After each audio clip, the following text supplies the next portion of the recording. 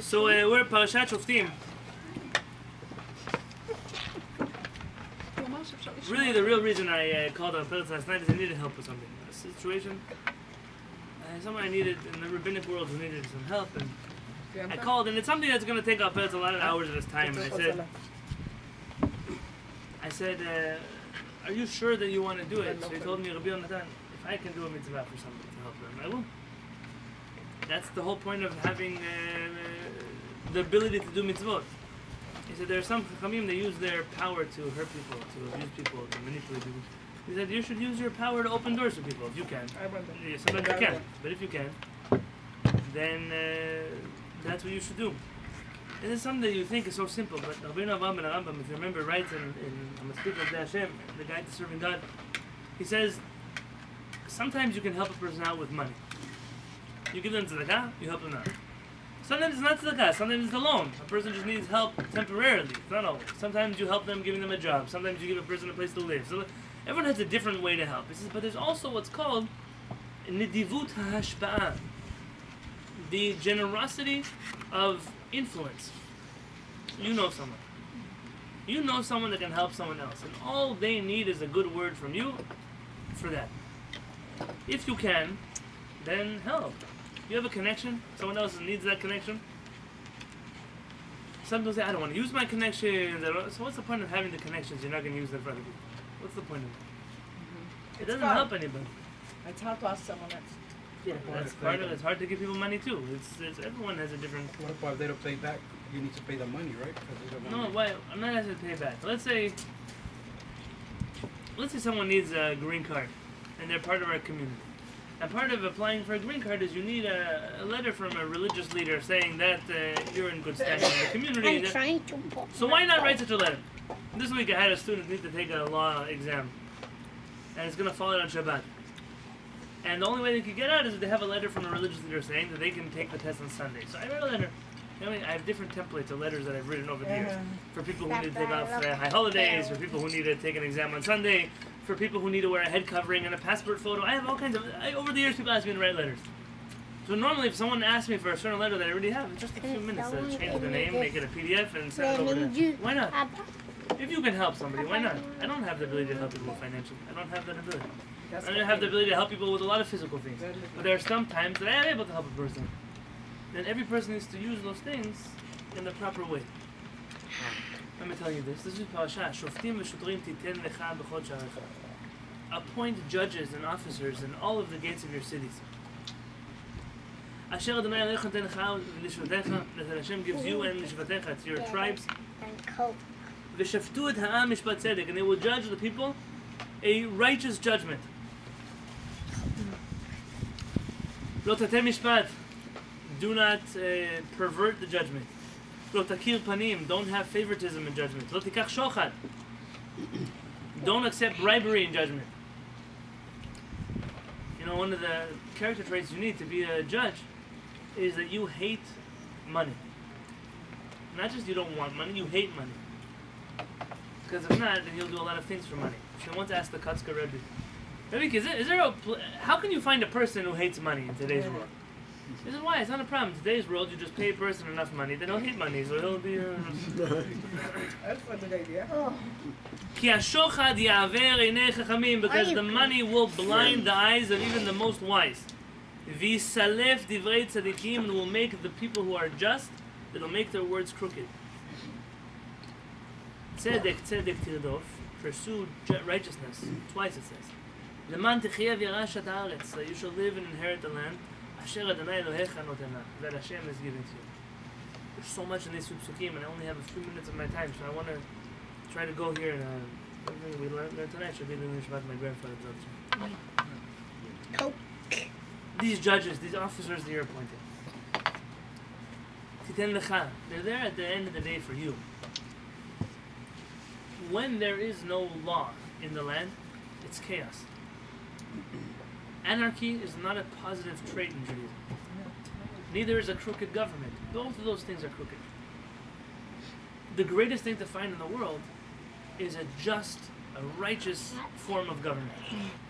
In our history, let's be honest, not just in our history, in all the people's history, this has been very difficult. We have today in a free democracy or republic, whatever you like to call this country. You see a lot of good that didn't exist in other forms of government. Didn't exist in socialism or communism, or didn't exist in a monarchy. It didn't exist in many religious theocracies. But don't fool yourself that all the problems have gone. Simply, many of the problems have been, if not solved, then temporarily pushed off, because the freedom that we have also causes for other problems to exist. The Torah severely limits a person's life and their ability to do certain things, because sometimes what you perceive today to be freedom, tomorrow will end up in problems. As the Torah is not a Western democracy, and we've spoken about this before in Shabbatot in different places, but the bottom line of what the Torah boils down to, Shoftim v'Shotrim. Who are the people who are leading the people? As Rabbi Yonatan Halevy writes, it doesn't help if you have righteous laws. But if the people who are executing those laws are not righteous people, then who cares that you have the best Torah in the world? And if you have a crooked Torah, but you have righteous people that are executing that judgment, then you could have a much better society than a society based on Torah, which has crooked people leading it. And this is an obvious thing to anyone who thinks about it. Shoftim v'shotrim titen lecha b'chol sha'ar echad. The basis of Jewish society rests on who is leading the Jewish community. In the last 60, 70 years, the Jewish community has seen unprecedented numbers. I don't have statistics, but very high numbers of Jews. Nobody's not unprecedented. Very high levels of Jews that are leaving Judaism. And many of them not because they don't know about Judaism. Many of them not because they are afraid that people are going to kill them in the streets like in previous generations. They've left because of Judaism. They've left because their interactions with the Jewish community and with Jewish teachers and with the Jewish Torah has been so negative that their decision is I'm leaving. I'm not talking here about communities and being nice to people and saying hello in the morning. You live in a Judaism today that has no Jewish system to it. There is no Beit Din. There is no law and order of the Jewish persuasion. We are Jewish anarchists. Who do we listen to? Nobody. If we don't like what one Chacham says, we go to another community. If we don't like what one yeshiva says, we go to another yeshiva. If we don't like what one kind of Judaism says, so we make our own denomination of Judaism. We are the kind of people that are bound to nobody. We don't have Shoftim v'Shotrim. This week I had to sign papers. I actually didn't finish signing them yet. I had to sign papers for a family from Morocco. Are you in Morocco? Real Morocco. Wow. There's a property there that's owned that needs to something, deeds need to be transferred. The government of Morocco does not allow Jews to go to civil court. Today, I'm talking 2018. Wow. Really? If a Jewish person wants to transfer the deed of their house, they must do so in a Beit Hadin that is governed by rabbis. And if you live in California and the property you're dealing with is in Morocco, you can hire a power of attorney. You have to find yourself a Beit Din of 3 Chachamim that will sign papers for you. Wow. And they have to have an official seal of a Beit Din. Or else the king of Morocco is going to throw your papers out of court. So he even respects that. Of course. Now listen, in the past it could also have been a way to, we don't want to deal with the Jewish community's problems. I'm not telling you he's the most righteous person on They earth. were not allowed to buy it in What- the first place. What I'm telling you is that we should be embarrassed that in Morocco, in a Muslim country, there is more respect to Beit Din and the system of a Beit Din, the fact there even is a system of a Beit Din, than in any other country in the world. We don't even have that in Israel. Do you understand? In Israel, you can opt to do certain things in a Beit Din if you so choose. Some things, yes, like divorce, you must do in a Beit Din, but it's not a Beit Din, a righteous Beit Din like you normally would think about. Not always. Sometimes yes, sometimes not. When people say, Judaism, it's a system, it's broken, all kinds of... They're right.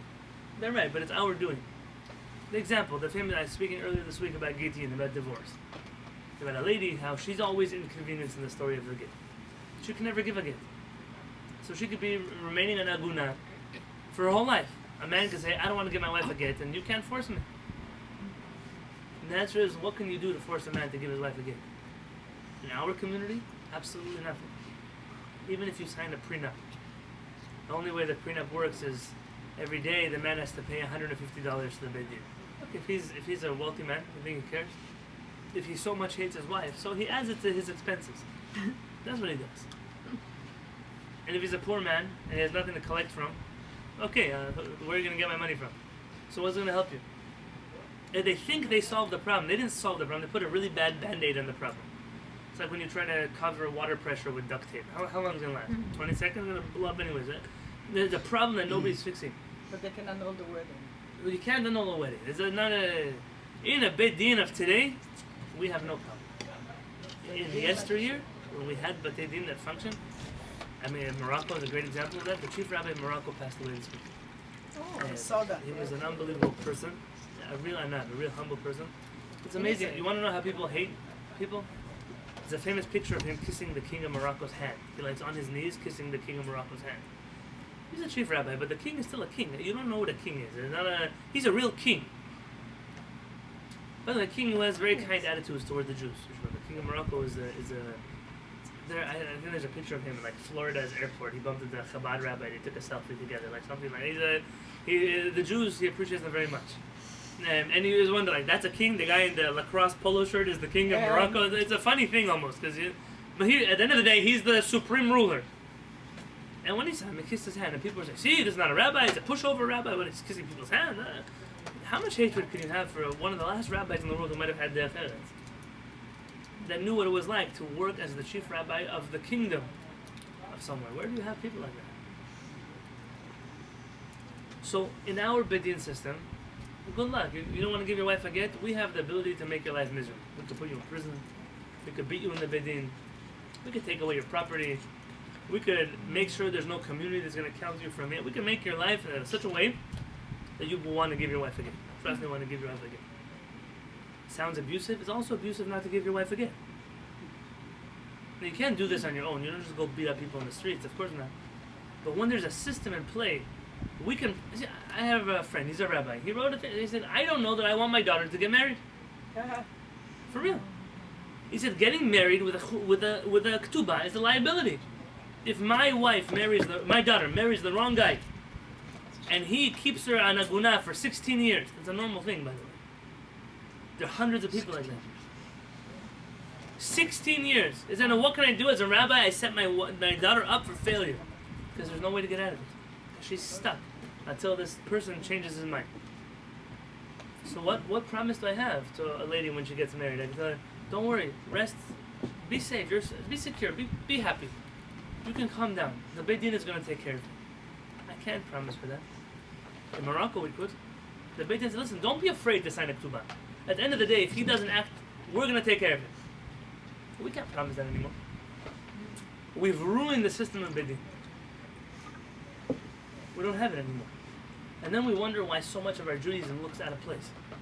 There are real problems that need to be taken care of in the Jewish community that can only work with a proper legal system of the... I'll tell you the truth, if you ask Jews, do you want Jewish laws governing your life? They'll tell you no. Most Jews, I'm talking about religious ones, will tell you no. They don't know their Torah. It's very scary. All we know about religious governments is ISIS. They've never spent... You okay? Okay? They've never spent serious time sitting down and examining the laws of Am Yisrael. What does it say here? What is a judge's job? Not to pervert judgment. Not to have favorites in the law. You know how many times you find here celebrities in this country? They commit a crime. They're drunk driving. How many times have been caught drunk driving?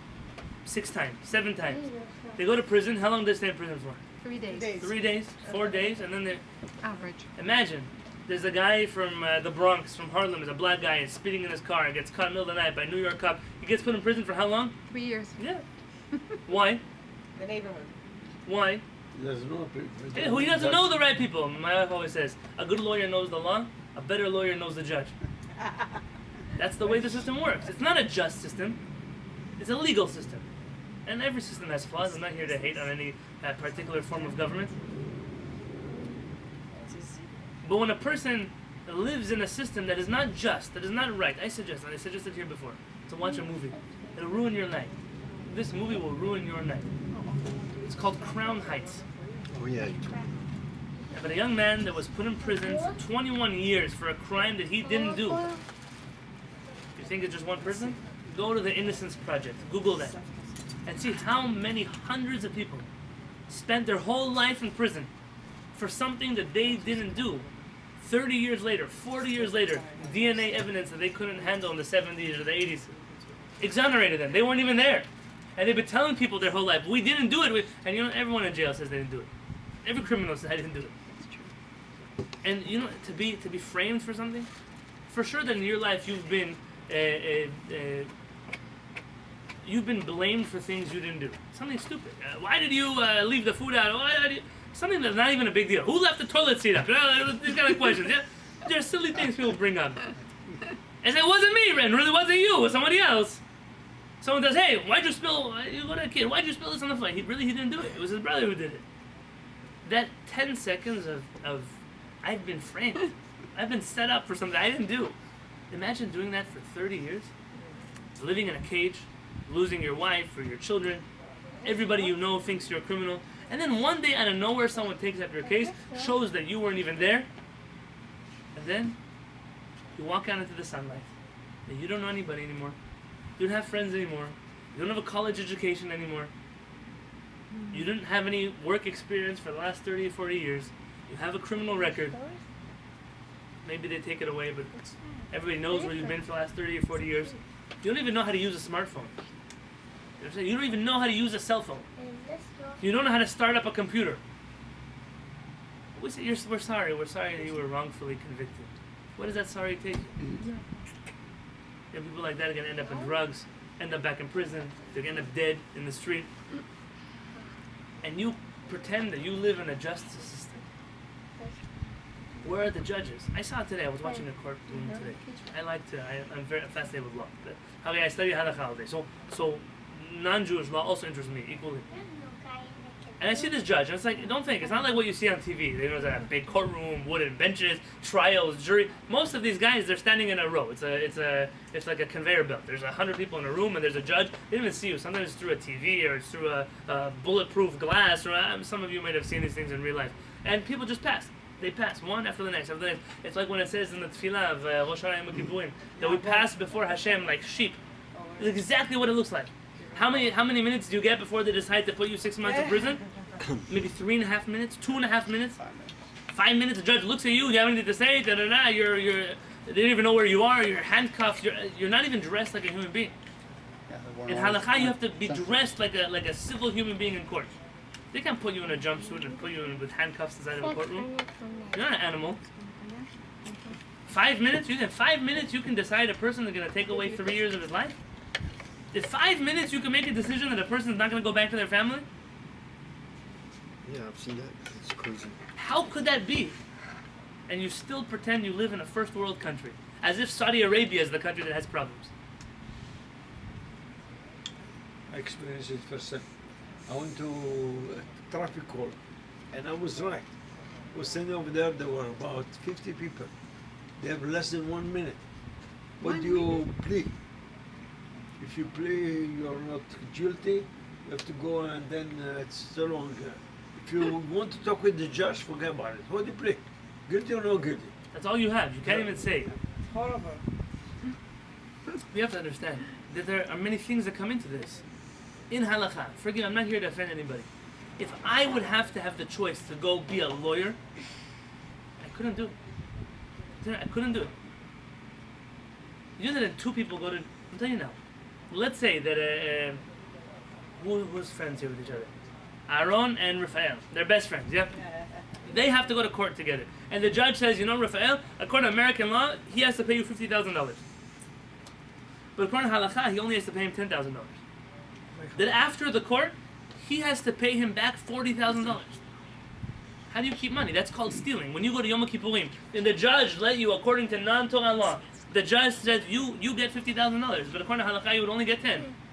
If he doesn't pay him back, when he stands here on the bimah before Yom Kippurim, Hashem says, I cannot forgive you, because you stole from another human being. But we don't have a better alternative, because the Jewish people have failed the world in showing them what would a righteous court system look like. What does it look like when Chacham Mordechai Eliyahu, he hears that there's a problem in Shalom Bayit, And he says, I'm canceling my court today, and I'm going to go sit in their living room. The justice of a court has time for that? He has time? Chamor Chayil used to take buses to people's houses to see what's going on. They don't have time, but it's not their fault, these judges. It's not their fault. Remember when Yitro comes to Moshe Rabbeinu and says, you can't do this alone. You need help. Why? Part of, it's in the United States Constitution too. Part of having a constitution, part of having rights is that you have the right to a quick trial, not just a trial.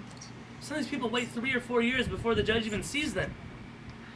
But then, there are so many people that are in prison, so few judges who can judge them, that even if you had righteous laws, these judges don't have the ability to act on it. They don't have the hour to sit with a person. When you read this parasha and you think, okay, have judges, have police officers, we have that in this country. The answer is you don't have that in this country. You don't have it. It looks like it, but it's not. Right. And for most of us, Baruch Hashem, that don't get on the bad side of the law, so we don't really have to deal with this stuff. Sometimes we start to think about this when a family member, God forbid, or a friend, or unfortunately maybe even us sometimes get in trouble with the law, and then we find ourselves in a system where there's no voice. There's no one to talk to. When a Kodesh says, put Shoftim and Shotrim, make sure there's no money involved. Make sure they don't have favorites. You can't be an actor and get out after 3 days, but somebody else, because he's not an actor, stays for 6 months. It cannot be that way. You see sometimes, by the way, in Israel, you should know, in Israel they had a terrible last few years. I think half the Israeli government is sitting in prison today. Yes. There's a Yes, chief every rabbi in day prison, there's another there's a bribe. prime minister, there's a president. Bribery. They made a joke. They say that in the prison they have a sign that says "Please remain standing while the prime minister and the president take their food from the prison cafeteria." It's like you have to respect the prime minister who's in prison. Very sad. It's very embarrassing. But I'll tell you what it shows on the other hand. On the other hand, it shows. Now I'm not saying Israel is perfect because that's obviously all of this is part of a political game. Who goes in prison, who doesn't go in prison is part of politics. There's always certain people that are untouchable. But part of this system shows that we'll even hold our prime minister accountable. I mean, you're the chief rabbi, it doesn't make you above the law. In that concept, maybe someone could tell him to talk down the hall, please. In that concept, there is justice that shows you a certain. It's unbelievable that there's a country that will try their own president, their own prime minister, their own chief rabbi. On the other hand, it tells you that it's really scary to see how many people that are supposed to have been leading the country by example were corrupt. I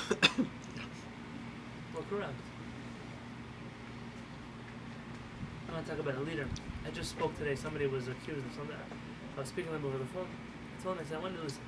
Ramchal, Rabbi Moshe Chaim Lutzato, when he was accused by the Beit Din of Frankfurt for being a person that was money hungry, that's why he was studying Kabbalah, because he wanted to get the masses to fund him. Careful. So Rabbi Yochanan Basan, his rabbi, writes a letter to the Beit Din saying, I want you to know something. I want you to know that my student, Rabbi Moshe Chaim Lutzato, is not baki afilu b'tzurat hamatbea. He doesn't even know how to count coins. He doesn't know how to. You put in front of him a dollar bill, a quarter, a nickel, a dime. He wouldn't know what each one of them is worth. And you want to tell me that he's money hungry? Then you don't know who you're talking about. When you have a judge like that, imagine the Ramchal sitting on a Beit Din. What do you? You know the Dayanim in Yerushalayim, the Kabbalists, the Sfaradim, they had these big. Chacham Yosef has photocopies of them in his books. They would make these spiritual. What do you call them? It's like a pact between the Dayanim. That we are sitting on this Beit Din as emissaries of Kucha Brichu and the Shechinte. We are sitting here with the gravity. We feel that we are judging for HaKadosh Baruch Hu. And if we err in judgment, we are guilty of perverting Hashem's Torah. We are literally the partners of the Creator in the universe. And the trepidation with which they approach judgment. And how to judge, and how to think, and how to look. And it's not just divorce, and it's not just converting money matters. It's people suing each other, it's family feud, it's property, it's going to war, it's all kinds of crimes that a person has to deal with. Shoftim v'shotrim. What's the conclusion of this? Tzedek tzedek tirdof, says the Torah. Pursue righteousness. Leman tichye, so that you may live. V'yarashta ta'aretz, you will inherit the land asher Adonai Elohecha noten lach, so that Hashem, the land that Hashem has given you. Pursue righteousness so that you should live, comma, and inherit the land, comma. How is a life going to be considered a life if it's corrupt? How is a life going to be living if everybody is corrupt?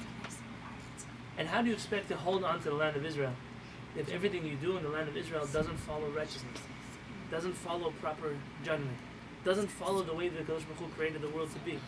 Inevitably, such a society doesn't need a curse from Hashem. A lawless society will simply fall apart because it's evil. Because, like our rabbis say, "Vayhi b'mei shvot HaShoftim."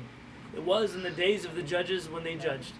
And our rabbis say, "Oy ledor sheshafat et shoftav." Woe to a generation where anybody could judge the judges. Where the judges were so corrupt that when they would pass down judgment, and they would say, "Hey, you have to pay him $100 because you stole from him." They say, $100? You owe him $1,000. What are you looking at me, judge? And the judges were crooks. So what do you want from me? How do you expect me to be any better? And we have to hear, "Nashiva shoftenu k'v'rishona." Nami 3 times. Hashem, return our judges like they used to be. It's a real prayer that we're praying. And the only way you can actually pray that prayer and not be afraid, like what's it going to look like when there are Jewish judges, is to learn halachot. Not the halachot of kashrut, the halachot of Shabbat. Those are important halachot for you. But what are the halachot of society? Before you have an opinion on Medicaid or Medicare or whatever they call it, socialized health insurance, before you have such a conversation, do you know what halakha says about such a matter? Before you have an opinion on the homeless crisis, you know what halakha says about what you owe to homeless people? Before you have an opinion on abortion in Jewish law, are you really familiar with the halachot of abortion in Jewish law? Or do you listen to radio show hosts who are Jewish but don't know anything about Judaism? Is that who you're listening to in halakha? Because if I had to sit across one of those people, across the table, they wouldn't come out alive at the end of the conversation. What chutzpah do you have to talk about Judaism? You don't know anything about Judaism. You know Catholic Church Judaism. That's good for you. Go be a Catholic. Now in Pittsburgh, where was this? In Pennsylvania. They caught 300 predator priests molesting 1,000 children. For the last 70 but I years. couldn't And that's, by the way, they say that's a tip of the iceberg. If you want those people to be your rabbis, you want to have the same opinions, we're Judeo-Christian values. If those are the values you want, please move to Pennsylvania. Take off your kippah, stop talking about Judaism. We have nothing in common with the Catholic Church. We don't even believe in the same God as they believe in. Listen to me, we don't believe in the same Kucha Baruch they believe in. Get over yourself, Judeo-Christian values. Tzedek, it's about righteousness, a pursuit of righteousness. Before you have opinions on issues as a Jewish person, you must know. What's your opinion on illegal immigration? You know what Judaism says about immigration? You probably don't even think that Judaism has what to say about immigration. Now, does this country have to follow Jewish law? No, it doesn't have to follow Jewish law. But just like you're Jewish and you live in this country, and this country doesn't have to keep Shabbat, but you do, and this country doesn't have to serve kosher food, but you have to eat kosher food, this country has the right to any political opinion that it wants, but you're not allowed to. You don't have the freedom of political opinions as you're Jewish. I know they tell you otherwise. I know everybody in the world thinks otherwise. Like, you gotta be Jewish, wear kippah, tzitzi, tefillin, pray 3 times a day, but in your politics you could be non-Jewish. Moses Mendelssohn said something similar. In your house, be Jewish. On the street, be not Jewish. But look where that ended him up. If you want to really be Jewish, learn the Torah. It's hard. I know it's difficult. It's Torah, it's Rambam, it's Shulchan Aruch, it's the Poskim. But you might actually step away and say, oh my gosh, our Torah is unbelievable. Machkimat peti, makes even the most stupid people in the world smart. There's a Torah that lights up the whole world. Kinir mitzvah v'Torah, oh, it's a candle, it's a torch of fire, the Torah. And if you spend time to sit and you learn it, my grandfather was a person who spent time to sit and learn Torah. Baruch Hashem, he has children and grandchildren who still sit down and spend time to learn Torah. That is the legacy of Am Yisrael. You can't be both Jewish and stupid. What does it say? Ki lo am haaretz chasid. A righteous person cannot be an ignoramus also. You have to choose. You have to choose. I want to be righteous, I want to be an ignoramus. You could be a nice person and an ignoramus, you just can't be a righteous person and ignoramus. Because somewhere along the road you're going to make a mistake. And how do you become not an ignoramus? How do you become a chacham? What is a zaken? Zeh shekanach chumah. This will acquire wisdom. What is a chacham? A chacham b'Torah. You see a person who knows Torah, who lives by the Torah, who is familiar with what the Torah wants, who has the compassion that a person who studies the Torah has, who also knows when to be strict, like the Torah is sometimes strict. This person who is well-rounded on all fronts, this person is a chacham. That's who we're striving to be. We say, Shoftim v'shotrim tetenecha b'chol sha'arecha. You want to have righteous leaders and judges? Where are they going to come from if you don't become them? Where are they going to come from if you don't make them? Where are they going to come from if you think that your whole life is about your job, is about your work, is about your kids, is about your vacation? That's okay. You have to. Everybody has to work. You work 9 to 5. What do you do from 5 to 9? Are you spending time to learn to be a Talmid Chacham? You have to be a rabbi, please. The rabbi market is overrated. But to be a Talmid Chacham, you have every ability to be a Talmid Chacham. You can work 9 to 9. You go to, the Rambam said he barely had an hour a day to study Torah sometimes. But he was the Rambam. Because when it's something that you want to do, and you could come out one day, I'm an authority in Jewish matters of X, Y, and Z. Why not? If you need help, I'll make a plan with you. But if you say Hashem has a commandment to appoint righteous judges, you say, oh, we don't have righteous judges. Well, then the burden falls on you to become a righteous judge. Because if nobody else is doing it, you don't have the ability to exempt yourself. Because Hashem, when we put our system back together, you'll see when Judaism is not divorced from the nation of Judaism, from the government of Judaism, from the politics of Judaism. When Judaism is a wholesome picture, you'll see tzedek, tzedek tildov. So that you shall live, you shall inherit the land of Hashem, all with the blessing of the Kodesh Baruch Hu. Amen.